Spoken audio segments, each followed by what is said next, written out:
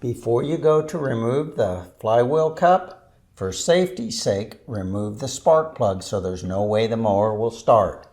This nut right here is the only thing holding it on, and it takes a 15/16 socket to get it off.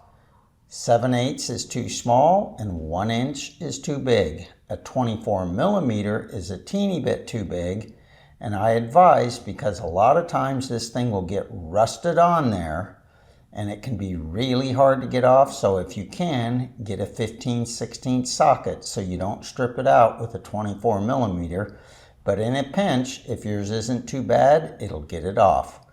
Underneath that is this piece right here, and that goes inside here like this, and then this just lines up. If you notice, there's a little bit of an alignment right here.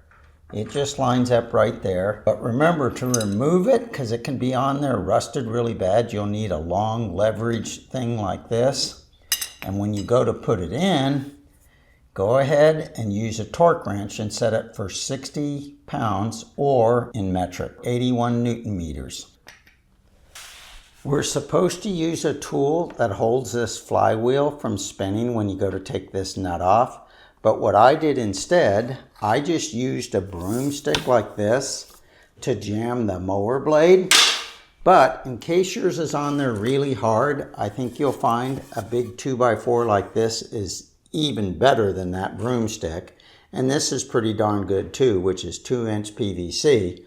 So all you do, you just take this, open him up, put this up underneath, make sure you go all the way, and then that, when you go to spin this mower, will jam it to where you can take this nut off. But I want to show you something here so you'll fully understand, in case yours is really rusted on there super good.